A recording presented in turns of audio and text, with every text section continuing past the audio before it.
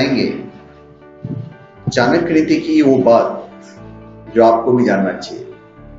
चाणक्य ने कहा था कि अपनी ताकतों से राजा, ब्राह्मण और स्त्री पूरी दुनिया पर राज कर सकते हैं।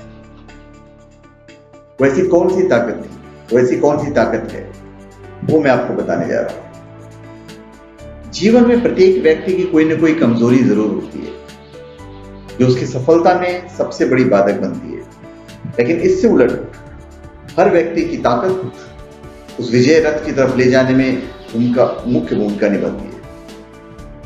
बहुत से लोग अपनी कमजोरी और ताकत को बखूबी जानते हैं, लेकिन आचार्य चाणक्य के नीति शास्त्रों में कुछ विशेष लोगों की ताकत के जुड़े हुए पहलुओं पर बताया गया है, जिसे जानकर लोग उसके अनुसार आचरण करके सफलता के नित्य नए आयामों को छू सकते हैं। वैसे तो स्त्री हो या पुरुष, सभी के पास कुछ गुण और कुछ शक्तियां अवश्य होती हैं जिनसे वे अपने कार्य सिद्ध कर सकते हैं। आचार्य चाणक्य ने अपनी एक नीति में बताया है कि राजा, ब्राह्मण और स्त्री की सबसे बड़ी ताकत क्या होती है।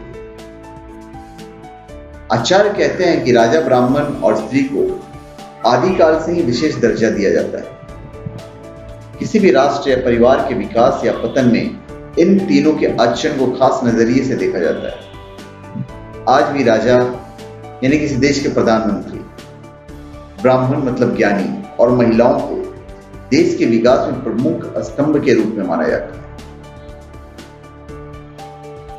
बाहुबल है राजा की ताकत।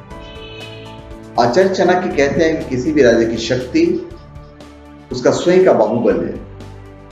वैसे तो किसी भी राजा के अधीन उसकी सेना, मंत्री और अन्य राजा रहते हैं, लेकिन उसका स्वयं का ताकतवर होना भी जरूरी है।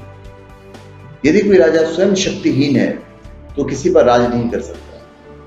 राजा जितना शक्तिशाली होगा उतना ही अच्छा शासक रहता है। इसलिए जरूरी है कि राजा बाहुबल से भी शक्तिशाली हो।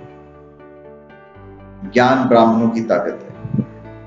किसी भी ब्राह्मण की शक्ति उसका ज्ञान है।